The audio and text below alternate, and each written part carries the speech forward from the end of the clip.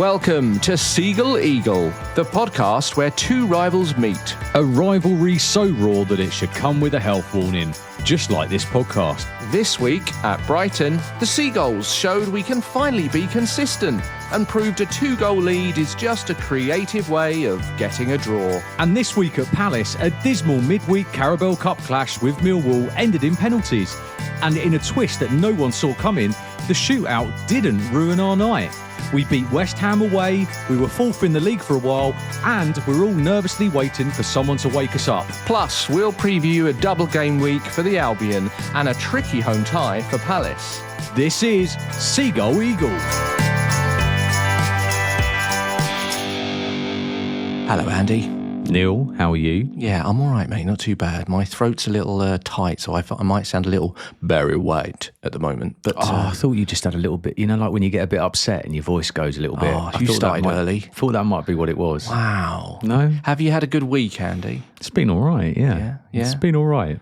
All right. Good. 2 games again this week. Yeah, you had a busy week, really. Yeah. I think you're on 2 games next week, aren't you? We are, But it was our turn this week. And I'll be honest with you, it's been a long week, and so much so that when I was prepping for this pod, I completely forgot about the Millwall game because it felt like a million miles away. But should we start with the West Ham Palace game? I think we should. I think as it's the most positive game of the week for us. So let's start with that one. For then, us? Yeah. Well, any of us, yeah. Positive that Palace won for a Brighton fan. Oh, no, between us as a podcast, it is. You're absolutely right. West Ham 1, Crystal Palace 2. Yeah. How was it, mate? Well, look, London derby, obviously this time against West Ham at the London Stadium. And let's be honest, even the West Ham fans don't like the London Stadium, which is just a ridiculous situation. So true, though. Oh, mate, honestly, I think the only good thing about that place is the legroom. And that is true, isn't it? Like, if you have a look... the ball boys have to catch a bus to give the ball back, don't they? Oh, mate, it's unbelievable. They absolutely do. And also, I think, it's ridiculous, isn't it? I think the attendance for this Palace game was like 60,000, and they had numerous empty seats. All you could see was empty seats on the TV. So it's a crazy situation. But anyway, we digress. Lineups, Adam Walton was back.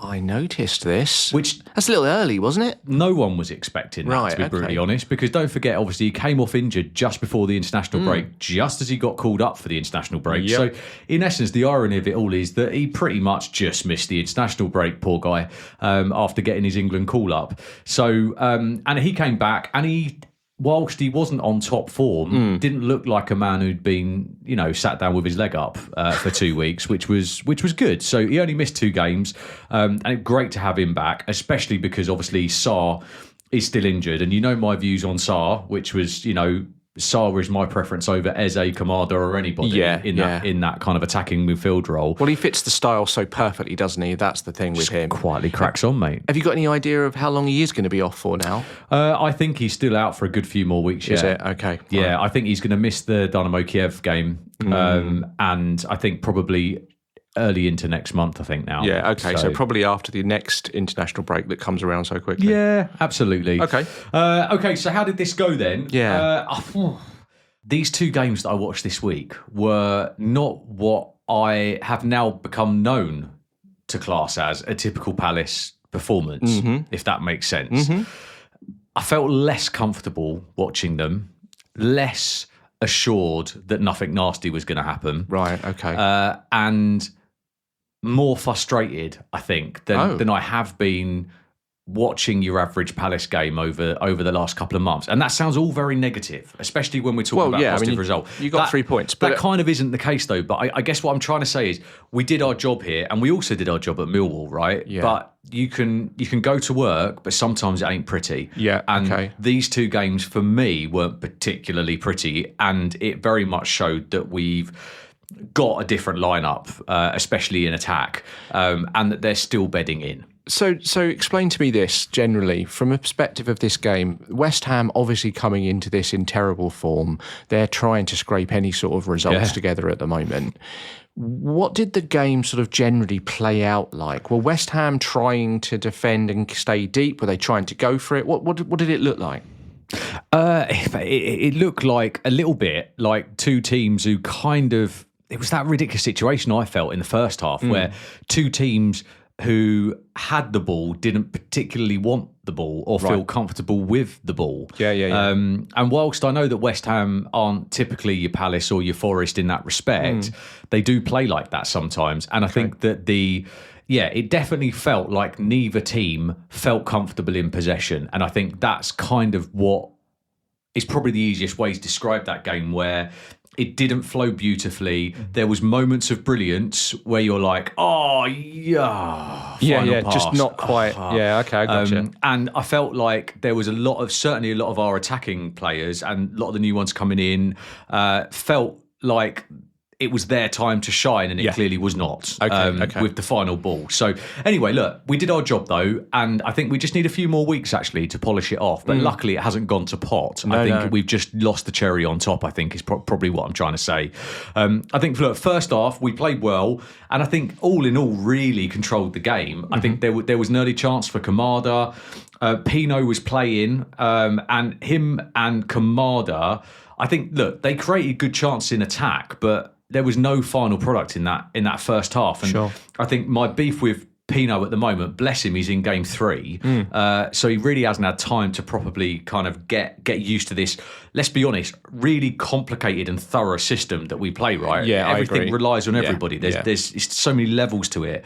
So I think he's got a bit of time that he needs to really settle in. But I think most importantly, I don't really want to focus on this too much because it is early days, but I think Pino is finding out the hard way what it's like to play in the Premier League. And even when we were playing a Championship club, he was getting chucked off the ball. He was looking for fouls that clearly weren't coming.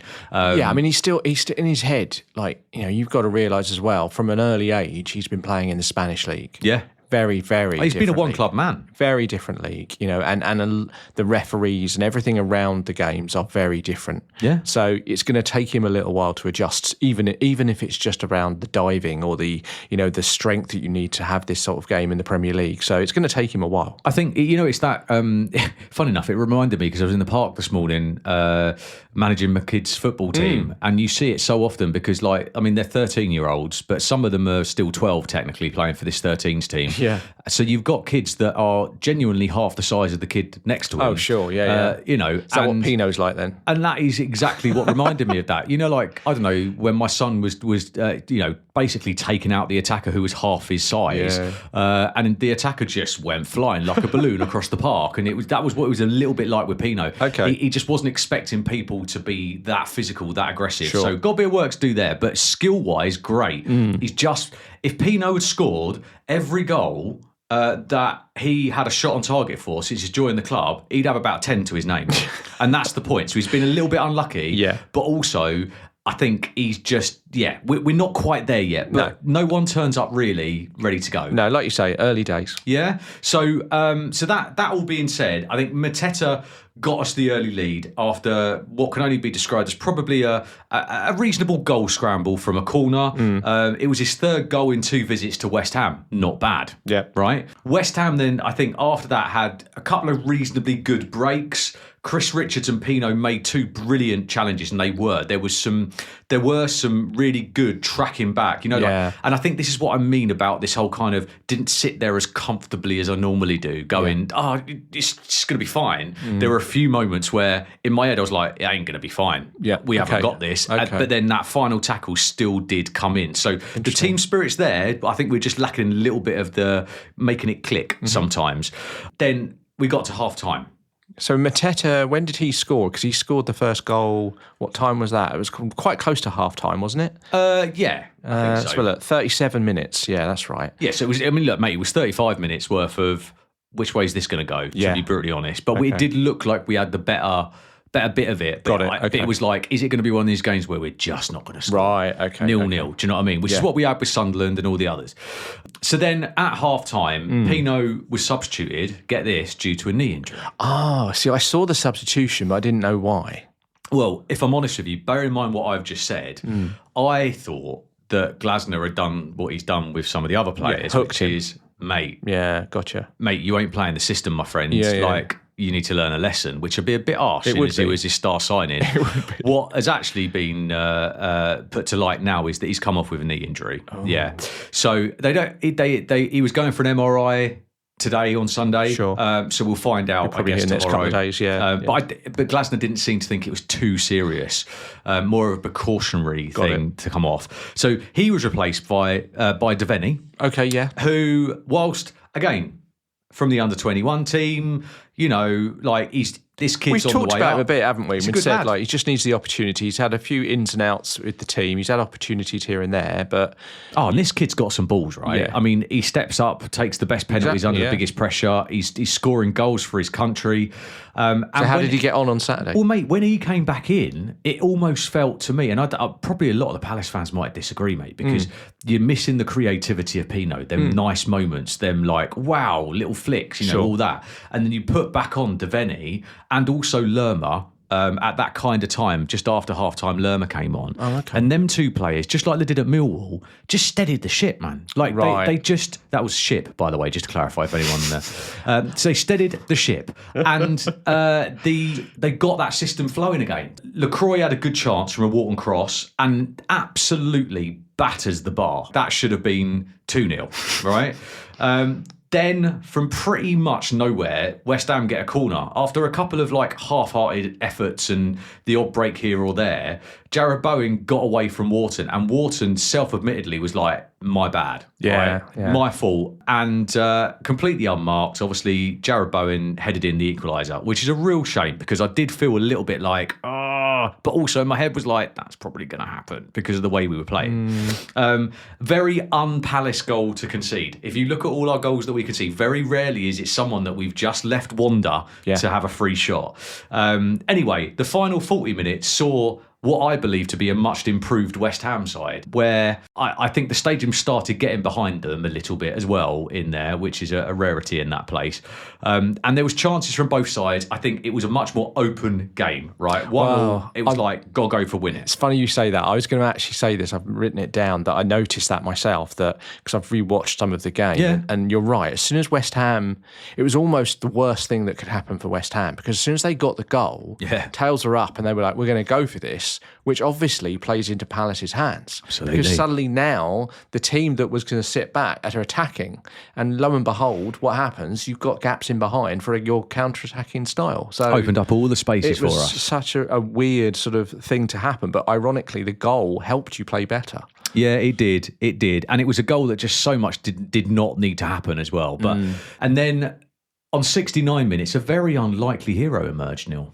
Very unlikely hero. Yeah. Wharton looped this lovely ball in, and Mitchell, lo and behold, found himself in a prime position in which he normally manages to hit the corner flag or a car in the car park at this point because he gets excited. We all know that, we've spoken about this together before, where this is the guy that was a right back, and he's very much ended up in this kind of attacking position, which involves him somehow finding himself in the box, right? Yeah. He's just not got a history of doing that. But anyway, look, great position that he was in, and he volleyed it on his weak foot, and it was a hell of a goal. It was a sumptuous finish. I have to be completely honest with you. What a hit, mate. What a hit. With his wrong foot, as it were. Yeah, on the volley. What a hit on the volley. Even I was sitting there going, that's lovely. Mate, even there's a picture on the Palace website in the match review, and it shows Mitchell's face after he'd hit the ball. And he was you could just tell him, he was oh my God. The most surprised I've done this. And then even in the tunnel after the game, all of the, he gave his shirt away to a fan. And all the Palace players are ribbing him going, you should have kept that shirt, mate, because this is probably the only time this is going to happen. Yeah. All that kind of stuff.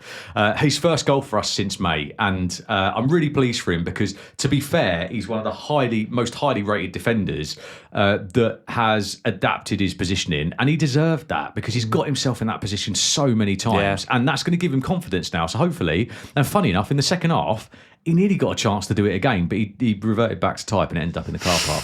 And that's quite an achievement in that stadium. Anyway, Nketiah's back as well, which is interesting. Yeah, he got on the pitch, didn't he? He got on the pitch, and I wasn't I wasn't a hater, to be fair. He came back. He hasn't been involved in any of the pre-season at all.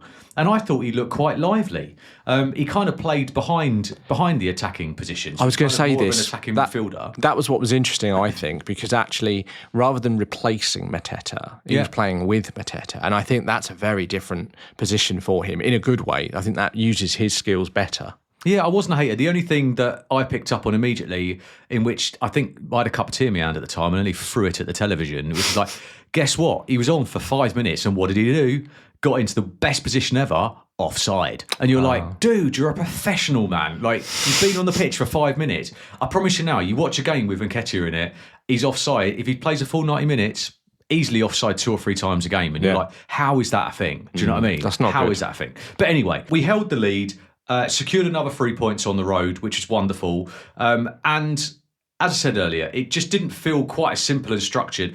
Even Glasner said the same thing here, really. Got a little bit of a quote here, Neil. Yeah. He says, my only criticism was that we didn't kill the game when we could have. Mm-hmm. Granted, we should have gone 3, maybe 4-0 up at one point. Yeah.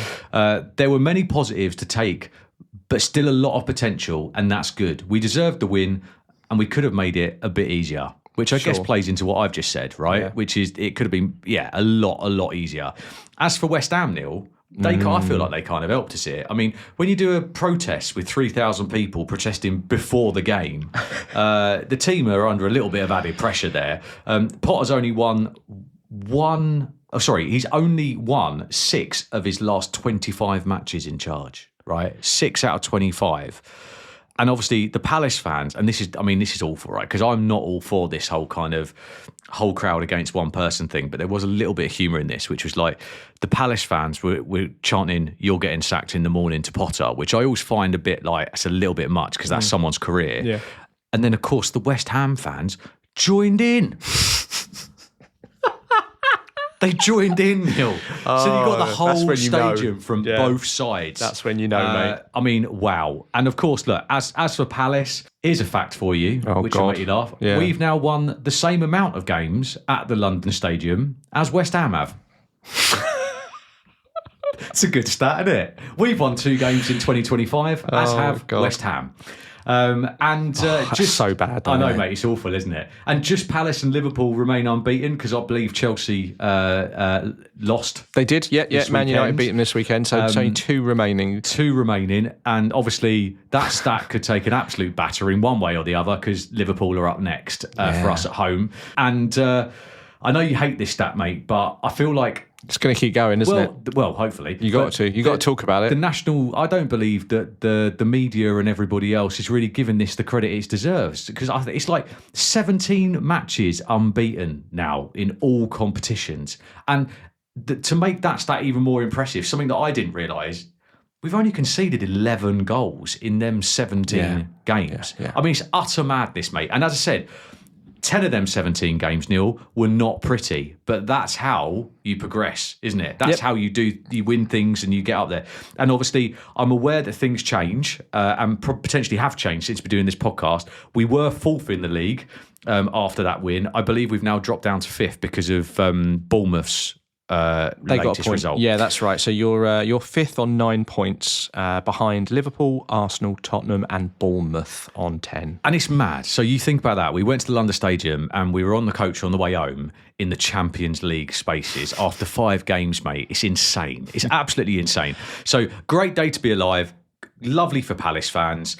Probably all going to go wrong as of next week's, which is why I've gone double down on the stats, because I don't think we're going to get to 18 genuinely, truthfully, unless we can get a draw out of them. I mean, the one thing I'm clinging on to as an Albion fan is what we talked about right at the beginning of this season, which was the fact that you've obviously got a busy time ahead of you when it comes to, if you stay in the League Cup, obviously, if you're in the Conference League, got Premier League, etc., etc. Could be 60-something games, I think. There's going to be a lot of games over the next 3 months until Christmas. Yeah. That is going to obviously have a huge impact on your squad, of which isn't the biggest to start with. So I'm hoping that might help you stop talking about your unbeaten run. That would help me a little bit. But look, I have to be honest, You've done everything asked of you at the beginning of this season. As a Palace supporter, you must be so happy. Oh, mate, look, Neil, one thing, and I know it sounds braggy, but it's really not, right? This is about just progress year on year, right? Yeah. And you look at it, this time last year, Palace was sat in 16th, no wins and 3 draws. Yeah. No, look, right, 5 games in, we're now sat 4th, 5th, 2 wins and 3 draws. And also, what you were saying, and what I was also saying, if you go back to the pod and listen to our early season predictions, the fact that Palace had one of the hardest starts out of all of the teams. Sure, yeah. And also, we had all of that palaver with the CAS and the UEFA. And we've also had our biggest player leave. We've got a small squad, probably not the most successful transfer window, and yet all that with 2 games a week, injuries, and we're still outperforming where we've ever been at this time of year. Do you know how I look at it, just to sum it up? We are nearly a quarter of the way to that first goal as a Palace fan, and I know I'm going to get slated for saying this, but we're a quarter of the way nearly to the survival, and that's after 5 games. Do you know what I mean?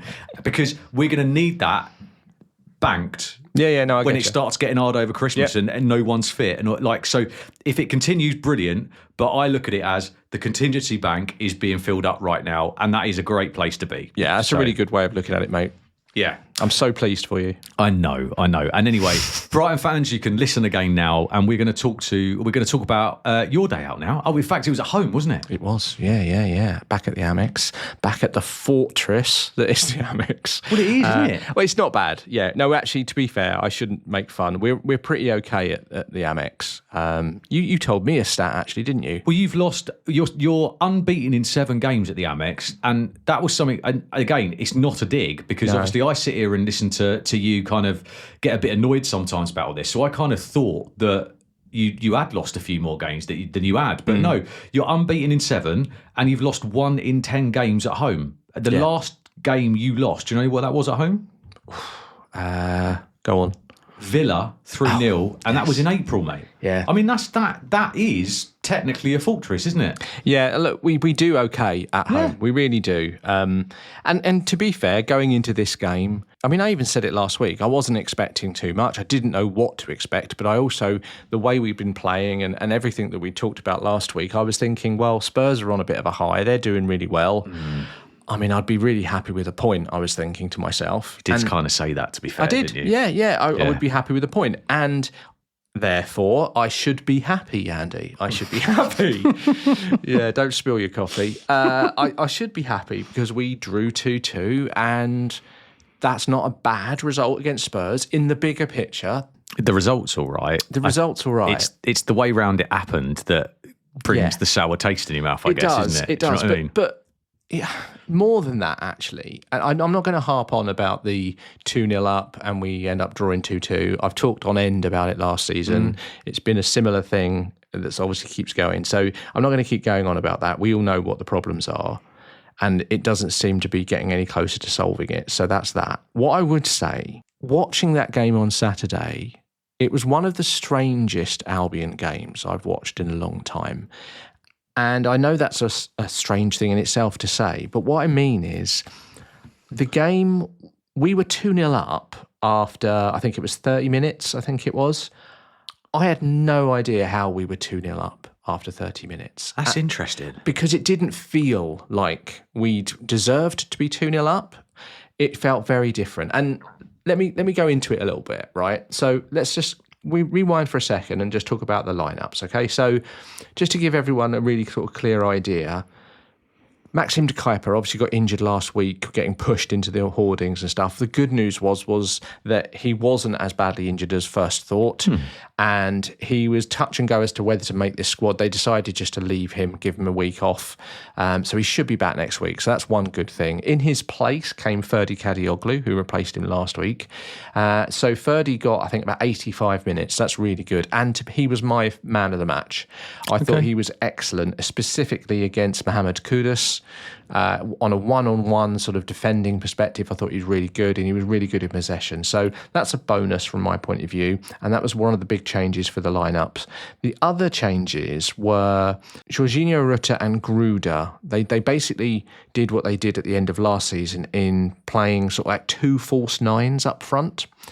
So there wasn't really a striker. Both Jorginho Rutter and Gruder sort of took turns playing up top or dropping in the hole, or both dropping in the hole and expecting the wingers, as it were, to sort of cut in and go forward. So it was a really sort of fluid front four as such in that sense. So they played up front. Simas was on the bench again, which was good news, as well as the other good news, which was Mats Wiefer was back after his injury, back on the bench, and he got on the pitch just last few minutes of the game as well. So I'm glad that he's back. That's another bonus for us. Now, as I said, on the surface, it looks like, another 2-0 up and we didn't win. And factually, obviously, that's correct. But if I'm honest, I don't think we deserved to be 2-0 up in the first place. It was just one of the performances that I haven't seen in a long time from Albion. And what I mean by that is, I think the team clearly had a specific tactic. They changed the way they played for this particular game, and that tactic was to play fast, direct, counter-attacking football. Okay. You know that tactic very well, Andy. I do. They... almost nearly every time that we had possession, Albion had possession, we wanted to play it long behind Spurs' back line. And to be fair, the first goal, just 8 minutes in, was exactly that concept. We were playing around with it, just very quick passing, and then Rutter straight over the top. Tottenham's high line was pierced by Minte, 1-on-1, straight down to the keeper, round him, straight in. That was a great goal, by the way. Such a good finish. It pains me to say it, but I did watch that a couple of times on the replays, and superb. That guy's dangerous. He is. He's getting better and better every week, and that's the one big bright spot of this whole sort of run so far, is that Minte has been easily, I would say, our best player through the whole 5 games so far. I've got a stat on that if you want it, if it's not going to throw go on, mate. off. Go for it. Can I ask you a quick question first? Yeah, go on. What did he have on his shin pads? No idea. Still can't see. Right. I haven't seen a picture. No, the camera's got close enough, so I haven't been able to see it yet. I mean, we're giving this guy compliments, but if he's going to celebrate with something on his shin pads, he needs to realise that shin pads are too small for that. Yeah. But there we go. Totally agree. Yeah. No, the stat that I've got is that apparently he's got the highest take-on success rate amongst all players in the Premier League this season. Minte. Oh, really? 65%. Yeah, I mean, that doesn't surprise me. I mean, that's a hell of a stat. When you think about your team like Brighton, in terms of where you are in the league as well with your results, to have a player who's the highest success rate on take-ons in the Premier League, you'd think it would come from Man City, Liverpool or whatever, but that's a hell of a success rate. I agree, and he's definitely been our brightest spark of the whole season so far. So I said something nice about a Brighton player. There you go. Thank you, Andy. I'll let you carry on. Sorry. Don't give me charity. Look, I think because of that tactic, it felt like we were a bit disjointed, specifically to the fans watching, I think, because we didn't want the ball, and that's very unusual for us. We weren't wanting the ball as much as we did, as we usually would, and it's just not what we're used to. And I think a lot of people were looking at it thinking we're just playing badly, but I really don't think it actually was that. It was just a clear tactic. We wanted the ball quickly, and as soon as we got it, we looked long over the top to either the wingers, or we were playing it really quick along the ground to our centre forward-ish, one of our players that were playing up there, trying to get hold of it. And I think we probably did that one tactic probably too much, personally. I would say it was too far the other way, where it felt like we were just doing that one thing all the time. But our 2 goals were really good goals, first of all. The first, as I said, being exactly how probably Herzler was trying to practice in the week, and it worked out really well. And then the second one, well, that was a bit of an anomaly because, half-hour mark, Spurs were mostly in control. They were playing really well, I thought. They had most of the ball and they were passing really well. But this particular moment, I don't know if you saw it, but we just put pressure on in that corner. Yeah. Bergvall gave it away because we had 3 or 4 players around them. It fell to Yasin Ayari, another bright spark, by the way, another player who I think... It's not many of them, but I think he's had a really good season so far. He took hold of that ball, took a bit of a pot shot, but he caught it perfectly. I mean, you see the replay of it. You see the ball isn't spinning. It's one of those shots where the ball is static through the air, which means he must have caught it really, really well. Goalkeeper, he went to dive and then suddenly realised it was going the other way and sort of moved back the other way. And 2-0 up. And I'm sitting there after 31 minutes going... What's just happened? We're 2-0 up against Spurs, and I don't really feel like we've played that well. And again, you've got to think back. We are as Brighton fans, we are quite used to now being a possession-style team who are focused on keeping the ball and playing tiki-taka or keeping, to suddenly have this, what felt like a very different feel. And as I say, a lot of people probably thinking we were playing badly. I don't think we were. I think this was just, we don't want the ball, we're going to kick it over the top. So what did that look like, Neil? Because I'll be honest with you, I'm struggling to understand that a little bit. Because what I saw, truthfully, I did think you were playing badly. I didn't think it didn't look to me like a tactical move. I mean, so from your respect then, if you're saying you didn't want the ball, so what does that look like? That looks like so not pressing. I'll give basically. So no, we were still pressing because any way that we can win the ball higher up is better. But what I'm talking about is Brighton has a knack of we want to get control of the game. So once we've got the ball, majority of the time for us is we will hold the ball across the back, 3 or 4 players, pass it into midfield, come back, side to side. We will wait endlessly for a particular opportunity to arise, and then we will play a quick ball. And when you do, you move at pace. Exactly. And it's impressive, but right? what we bypassed in this game was that possession. Right. So what we did was when we had a goal kick, where we would normally maybe play it over to the right back who's high out on the wing, and then we'd cut back. So we'd normally cut back and go across the back 4 and keep hold of the ball for a few more passes and see what happens and see what opens up. What we were doing this time was very much passing it, so the goalkeeper would have it, pass it to one of our centre-backs who would immediately look for one of our forward line, either running in behind or coming short. And if we were coming short for it, for instance, Jorginho Rutter or somebody, his first thought, again, wasn't keep hold of the ball. His first thought was pass it straight off to a winger who would kick it over the top again. Yeah. So there was this constant idea that we would try and get hold of it and go. And that happened in a bad way for the third goal that went in, Spurs' first goal, because we tried to have the ball in midfield, and we immediately, I think it was Yari, turned to try and get forward, tried to immediately to move forward and pass the ball off, and he got caught. Yeah. Baleba did the exact same thing, got caught. They were all in that little area where they didn't want the ball. They were trying to get rid of the ball as quickly as possible. That was the tactic. And it just felt very un-Brighton, I felt. So you think that the coaching staff have had a look at Tottenham and gone, that's the way to get ahead. I can only they're presume. Not going to expect it. I get it, mate. Yeah. Okay. Yeah. Thank you for explaining that. That's my opinion of it. That's what I thought, and looking at it. I don't, when you look at individual players, I think we were asking players, young players, to do things that were quite different.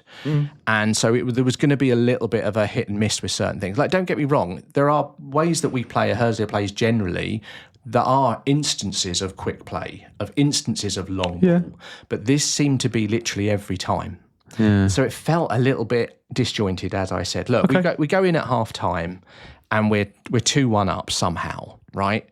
And I'm perplexed, I have to be honest. I felt like I was watching a different team entirely, not Brighton. It just didn't feel like them. Baleba's taken off at half-time, so Gomez comes on in his place, and it's a surprise, but I wouldn't say it was unheard of, because I think he was hit and miss. Like, his first half wasn't great. There were flashes of his whole self, though, which is a good sign, but it's still not the level that he's achieved last season. And I'll talk a bit more about Baleba later. The second half starts, right, and let's be honest, it's a repeat of the first, really. Spurs, if anything, are better in the second half, and they really take control of the game.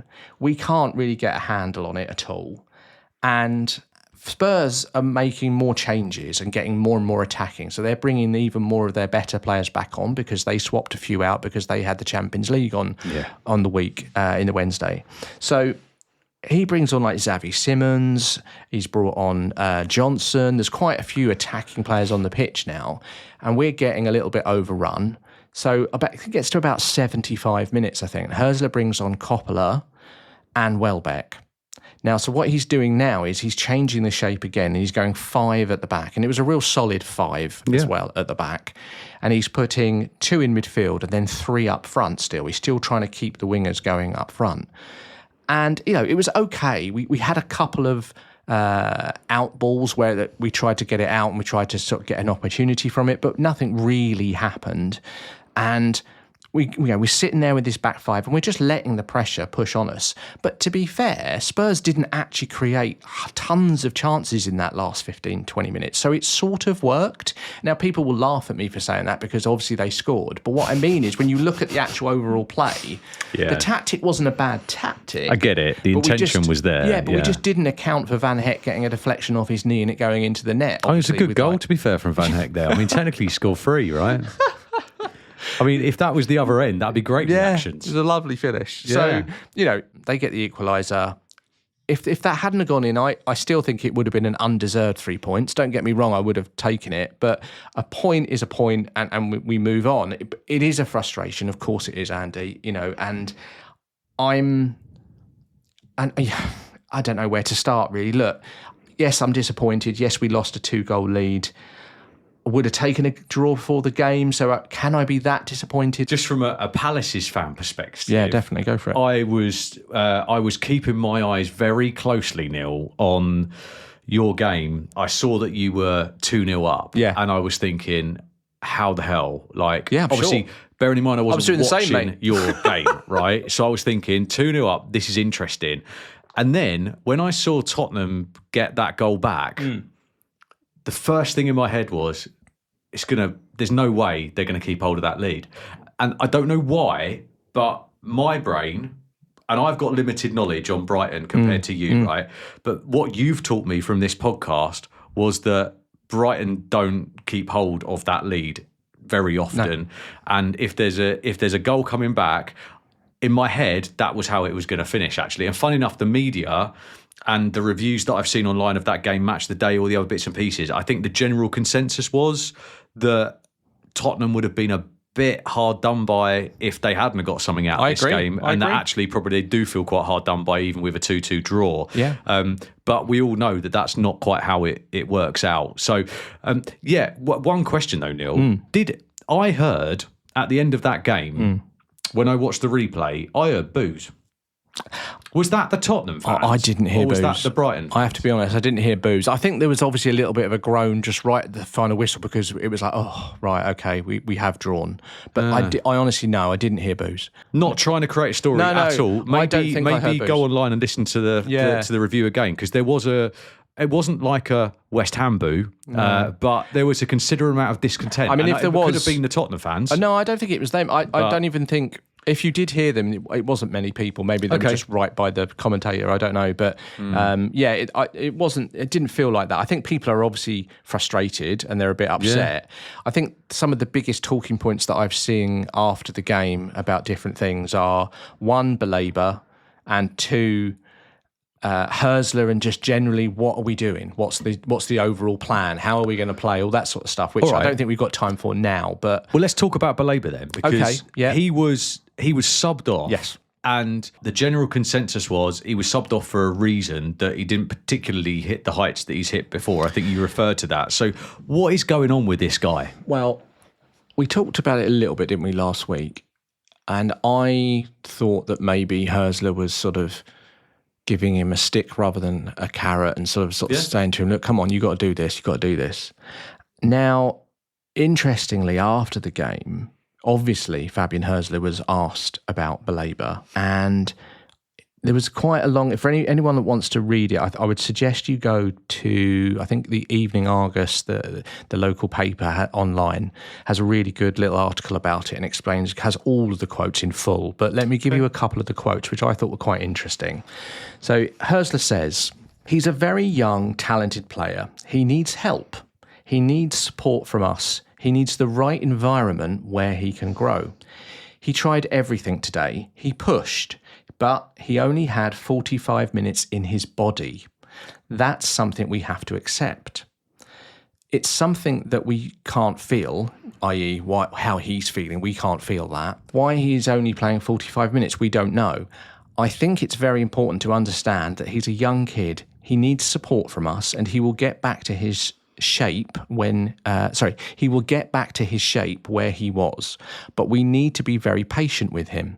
We need to give him the trust and support he needs, and then I'm sure that he will be back to shape and be a very important player for us this season. And then he goes on, because he then says about, was it your decision or his decision to come off then? How did it all work? He said, well, I was thinking about making a change because he could see the performance. But he said, we observed the game and we saw in some moments he struggled. He didn't track back, which is true, and couldn't defend the box anything like he used to do in the first 25 minutes. He said, we have an ongoing discussion, and so we knew that Carlos is not in his best shape. But you need to give the boy the game time he needs to develop to get his shape back. And that's something we are responsible for. And then last but not least, he says, we need to take care of his health, and we are all sticking together to try and help him. Now, that's quite a lot for a manager to talk about. And I think the last few weeks, I've been guessing, a lot of Brighton fans have been guessing and wondering what's going on. It's difficult, right? Because we're talking about a human being here, isn't it? But that would strike to me that it's not physical health, that it potentially is mental health, that actually this is a young kid who's struggling to be in his own mind right now. You're right, it could be that as well. And I think we forget that mental health plays a massive role in these players' lives, especially when they're playing their lives out in the media. Look, it might not be, but I read in between the lines as to what Hurst has said there, and that's what I got out of it. But again, I'm on the outside. No, look, I agree. Look, I think the manager realises that he had to come out and say something. Yeah. And I think he's shown a lot of support there for the player. And I think I'm going to probably stop talking about it now, and I'm going to say, you know what, let them get on with it and let us see. I think any supporter would support Carlos Baleba and say, look, we're there to help you. We're not booing you. We're not doing anything like that. We know what type of great player you are, and if you're struggling, that's it. So be it. We'll support you, and hopefully you'll get back to it. What I would say when I talk about people struggling, and this is my final thought on the whole thing, is of our sort of front 4-5 players, our starting 11 that we would have had last season, this season, we've only got Yankuba Minta, who is any sort of form. So we've got Welbeck, who is almost non-existent at the moment. Yeah. Jorginho Rutter is okay. He's getting there, but he didn't have a great game on Saturday. Kaoru Mitoma has fallen off a cliff as well at the moment. His work rate's great, but he is just not... Still got moments, though. In the highlights reel that I saw of that game, there was still he was still skipping past players. He was still in position. I mean, granted, he's probably not hitting the heights that he was before. That's the point. So having know the level that Mitoma can get to, and the amount of time that he can have the ball for and make something happen. Yeah, Hurst's style does rely on 3 or 4 great players at the top doing something to get away from their players. Yeah. And at the moment, we just don't have any players in form apart from Minte. So something's going to have to change. We're going to have to either play through it. I would argue that, in particular, it's the first time I think I watched on Saturday where I thought to myself, and I said it out loud, Mitoma needs to come off.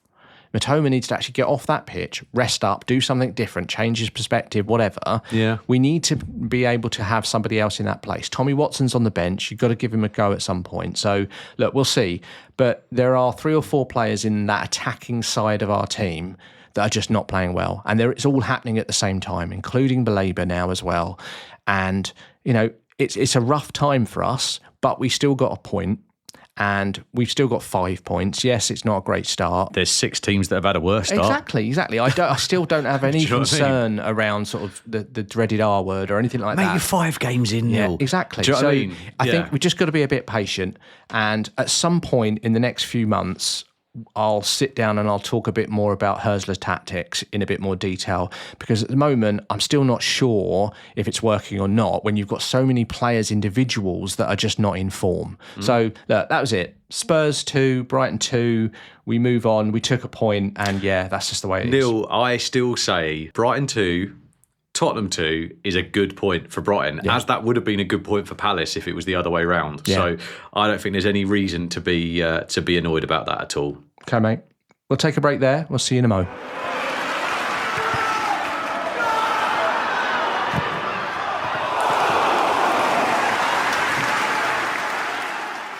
Oh, yes! Welcome back, everyone. This is Seagull Eagle. It is, Neil. It is. We have one other little game to talk about.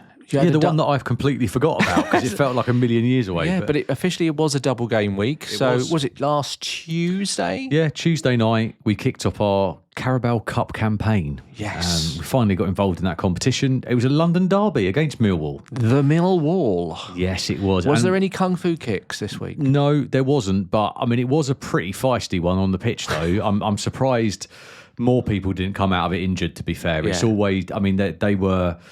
Bearing in mind, we'd just come out of the Battle of Sunderland, we spoke about last week, where their defence were just, there was cuts and bruises all over the place, and Millwall was, it was a heavy one, I think. It was a heavy one. Look, 4 changes. We handed debuts to Walter Benitez, the goalkeeper. Oh, yes. And also JD Canvo. Oh, okay. I was interested to see how he did. Yeah, he came in defence and started. Right. Both of them did really well, actually. Benitez had a brilliant game. We'll talk about that later. And Canvo looks every bit the player that I've read that he is, albeit a 19-year-old. You get a feel of a player, like by the way they hold themselves, by how they can weight a ball, by the passing technique, their movement, all of that. And he just felt every bit right for us in that system, and I think he's going to be brilliant. So when Gay does go, because he is going to go, regardless of who else we sign, I feel very good about the fact that this kid is sat there ready to go. I'm quite comfortable with that. So as well, we made a few other changes as well. Borna Sosa came in, and also Romain Esse. Oh, okay. He started, did he? This is the Romain Esse that I made the brash and bold statement in my season predictions that he was going to be breakout star. The breakout I remember. Star. How did he do, Andy? Let's maybe rename that to breakdown star. It didn't go well, mate. It really didn't go well. You know that thing where you go like, trust the manager. Like, why is this kid not getting game time? And all the Palace fans and a lot of the ones sat around me, like each week are like, give Esse a chance, like you see him warming up on the pitch doing all these skills and all that, and you're like, mate, he could bring something to the team. And it's like, this kid's a really talented player, but does he fit the system? So will he play for the team? Okay, so that's one of my questions. When you said, does he fit the system? So system-wise, obviously you kept your normal formation, so presumably he was one of the 2 just off the striker? Yeah, he was. Okay. He was, and I really saw this as, do you know what? This is the start of something that could be quite positive for him, his chance to impress, as it were. And he just... I don't know, how do I put this? He looked like a boy that has so much potential, but just playing in the wrong team. Oh, okay. That's what my situation was here. I think he's so keen to make an impression. You can see that he was trying, but just completely lacked, I don't know, like the discipline, the composure to play our system. It's like... Okay. I don't know, it's like looking at a kid in the classroom who's been off sick for 2 weeks trying to take part in a debate that he doesn't know about. But I mean, that's half the issue, isn't it? If you're not going to play him, he's not going to learn the system. It's a bit of a double-edged sword. I mean, he's there in training, though, and I think this is the point, which is that there's Glasner's philosophies and Glasner's ways of playing, which clearly he isn't abiding by, and so much so that I mean, he wasn't able to break away in our normal pace that we would normally do, right? He was holding up the ball, and there was opportunities for that quick break, and he just wasn't seeing them, right? And then he was trying skills that he shouldn't have been trying in places he shouldn't have been trying them, losing possession, and unsuccessfully taking on players. So much so, right, that an overplayed pass on the edge of the penalty area provoked Glasner to rip off his jacket and launch it towards the backroom staff. That's how angry Glasner got. And bearing in mind, Glasner's quite a reserved guy. That's where he was at, right? Which was, I've given this boy a chance. What are you doing? Right, I've got a quote from Glasner about him, which is interesting. It says, "You need to be ready with the basics, and then you can show off your skills. The challenge we have for Romain, get the basics right to show his skills. With just the skill, you get punished and lose too many balls in the Premier League." I think that sums it up quite well. If a player doesn't do this, they can't play. No player plays for Oliver Glasner. Every player plays for the team. You have jobs in and out of possession. Every system works if you do those, right? Yeah, and I think this is the point, tough, that out of possession, SA wasn't in the place that the players that play in his position would be. Does that make sense? Yeah. He wasn't working as hard off the ball than he should have been doing. Got it. So I don't think we're going to be seeing SA too much in quite a while. And my prediction is actually, I think he'll be off somewhere in January. Okay. So, look, apart from that, though, just to very quickly go over it, I think Yeremy Pino had quite a few early chances. Mm-hmm. I also thought, when you take into account that SA was having a stinker, Pino, from my opinion, watching that game, I don't think he did particularly much better. Apart from the fact that Pino looked good on the ball, but he kept on getting pushed off the ball far too easily. He spent a lot of time on the floor, looking for fouls that weren't there, losing possession, taking shots from the halfway line. Again, needs to adapt. So with them two on the pitch, you can see why we were struggling. Yeah, right? Okay, I got you. At half time, Neil, I was genuinely bored. I'm not going to lie to you. I was genuinely bored. And this is what I meant. Well, you know, we talked about this, about the two games. Like, I was just concerned that our sloppiness, lack of composure, genuinely would mean an early exit for us in the cup, and we actually wanted it, right? You could see that Glasner's made them changes because he felt like he wanted to give people a chance. Yeah. But you can see why he doesn't normally, and it just didn't feel like the normal Palace. Okay. Obviously, SA got subbed off, and I could imagine that went down well in front of obviously the Millwall fans as well. And here was a glimmer of hope. Uche came on for the second half. A clear improvement immediately, right? Okay. And this is a guy who's he must have gone to 5 or 6 training sessions now since he signed. An instant improvement, and I would say the spark we were missing. He made an instant impact and had a spell of pressure after that half time.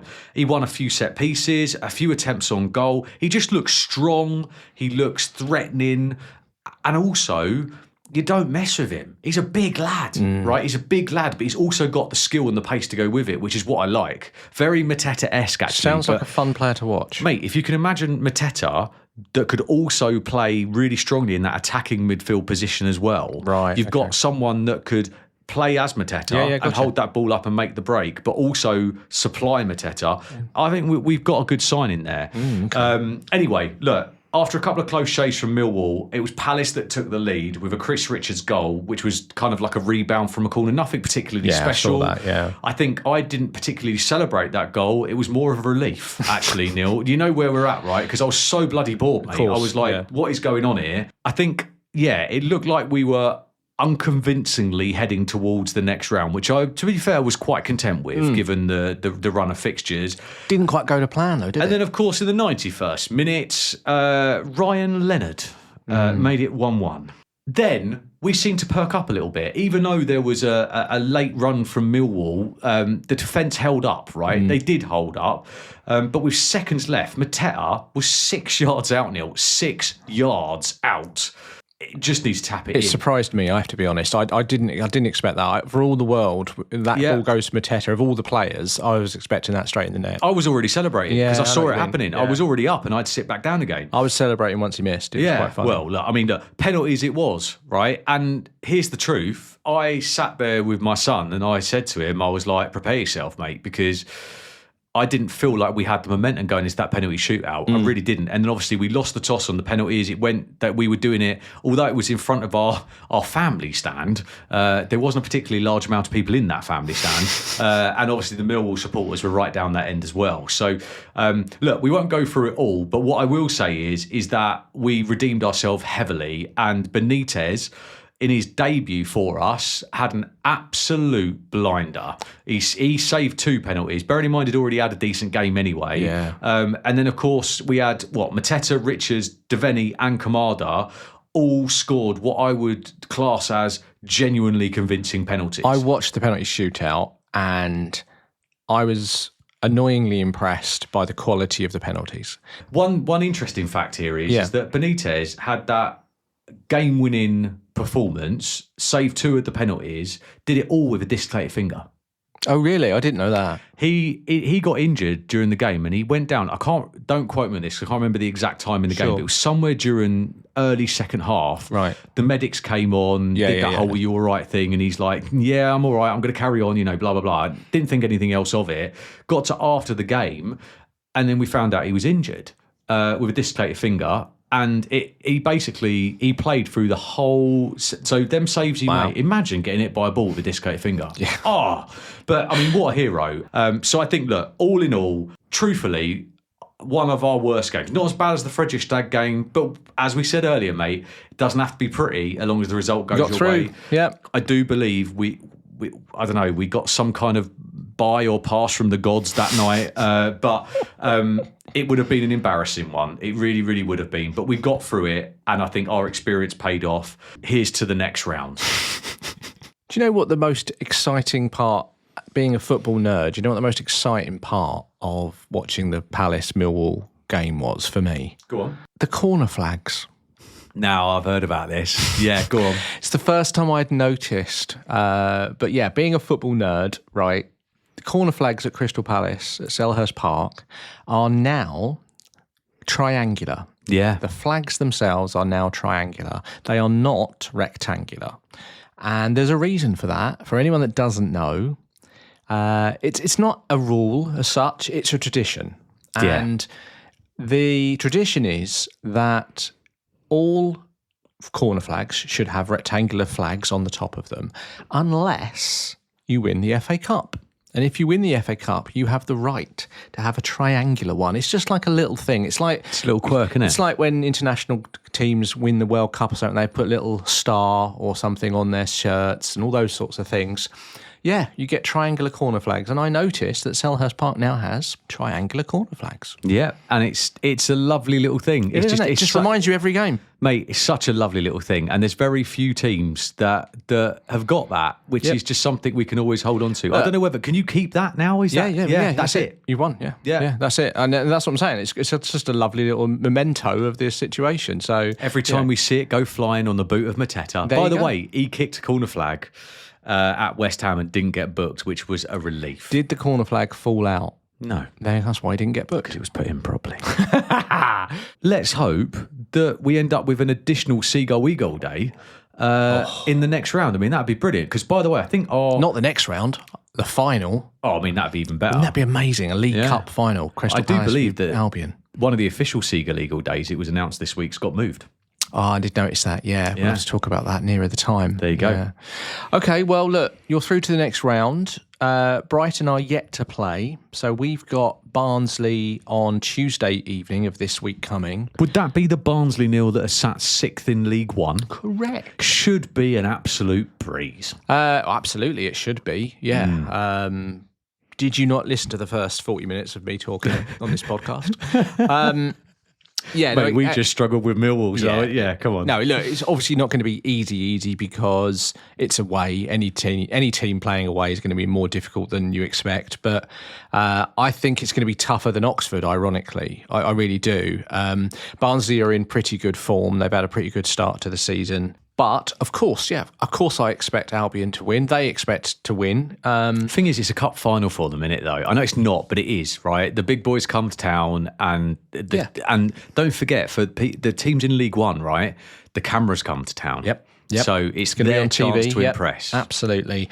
Look, I expect some changes. Hopefully, it's going to be a very similar team to the one that played in the last round against Oxford. So I'm hoping to see Buscagli. I'm hoping to see Tommy Watson again, and maybe Simas will start because he's been on the bench the last few games, which suggests to me he's fit now and ready. And maybe we might even see a lesser spotted Kostulas. We'll have to see. But whichever team plays, I expect us to win.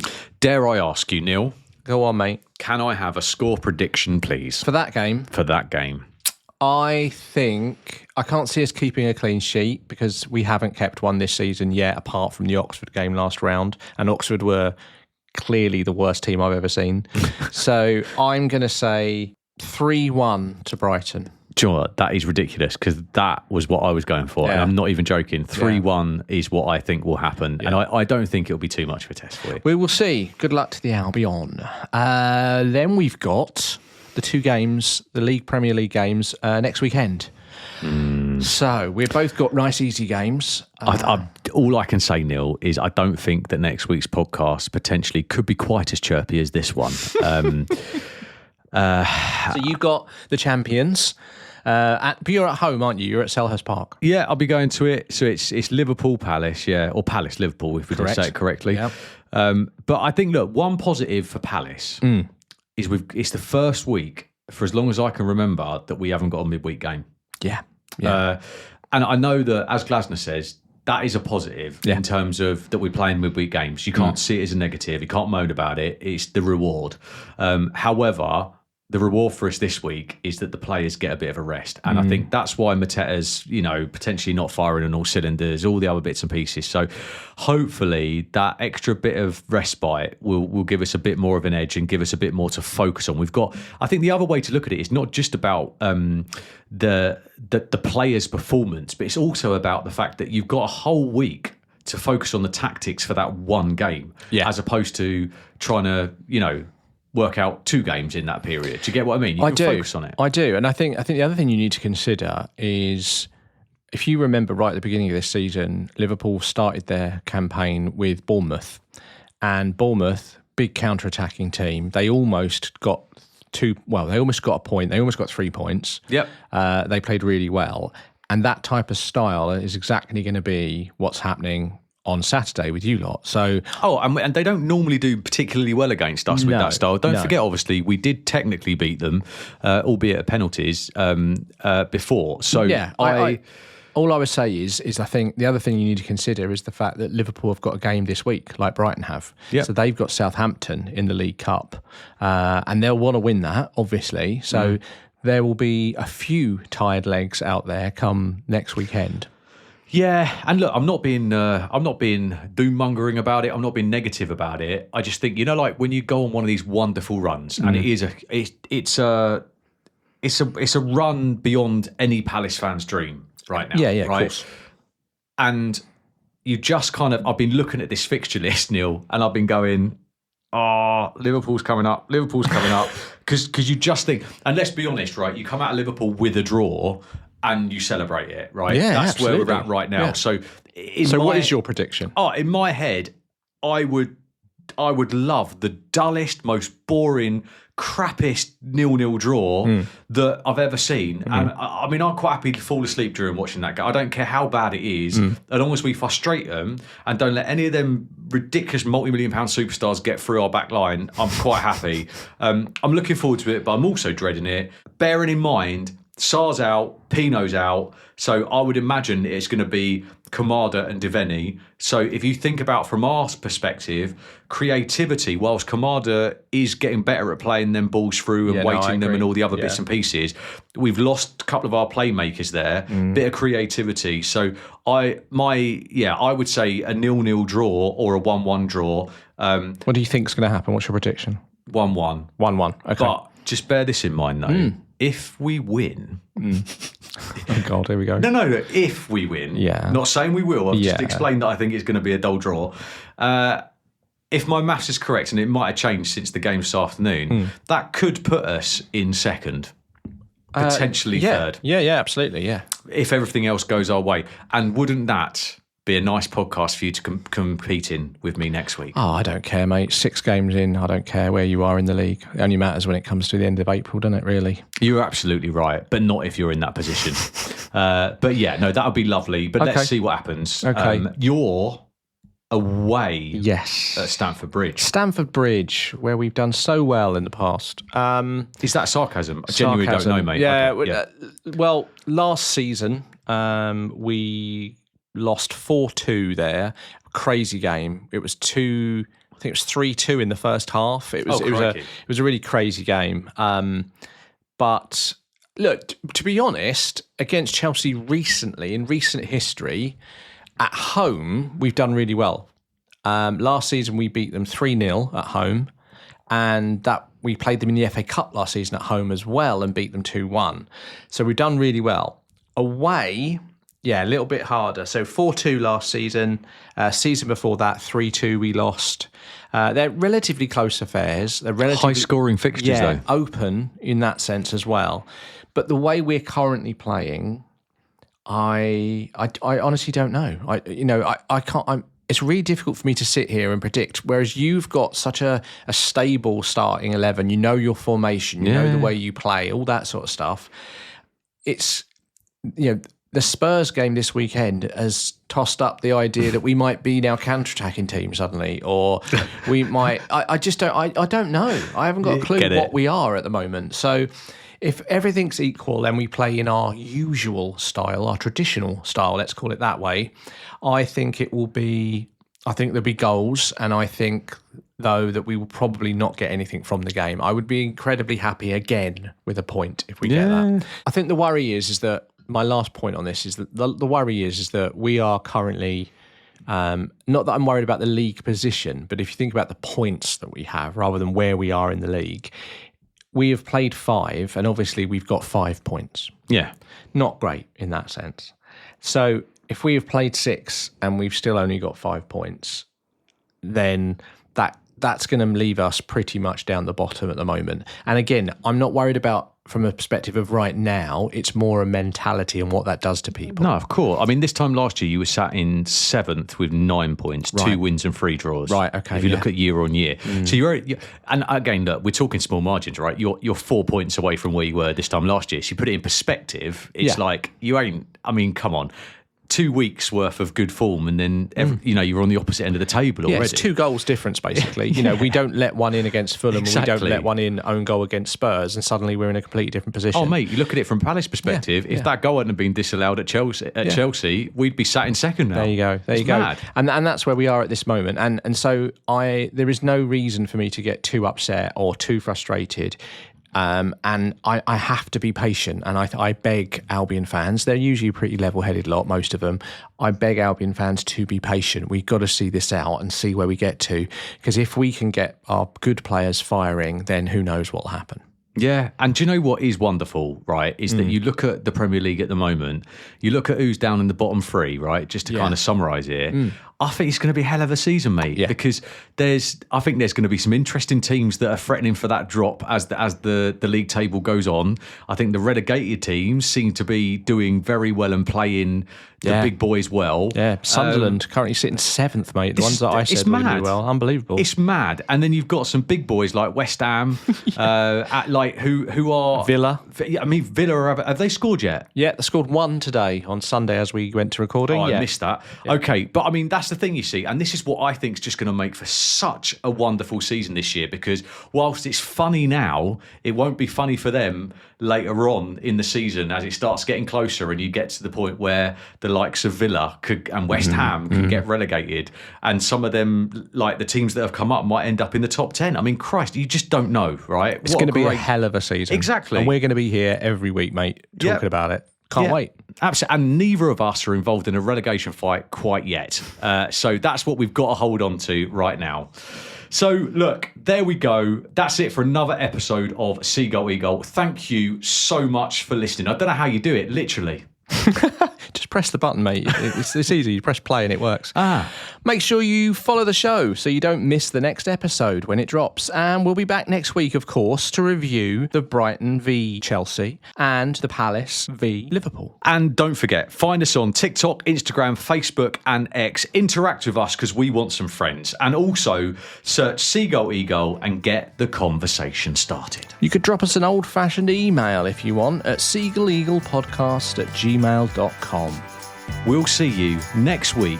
Until then, Eagle! Seagull!